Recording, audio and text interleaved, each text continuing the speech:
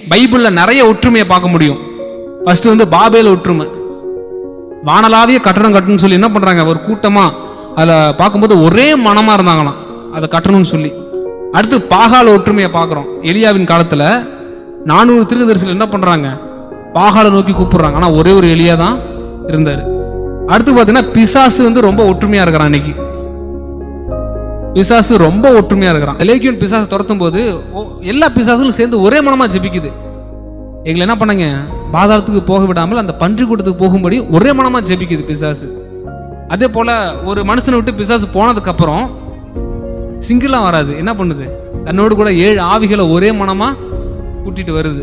அடுத்து அப்போஸ்தலர் நடவடிக்கைகளை பார்க்கிறோம். அனனியா சப்பீரால் 2 பேரும் சேர்ந்து என்ன பண்றாங்க, வஞ்சிக்கும்படி ஒருமனப்படுறாங்க. இந்த ஒற்றுமைகளை ஆண்டவனுக்கு காட்டிட்டு சொல்றாரு, பரிசுத்தவான்களின் ஒற்றுமை எங்கே?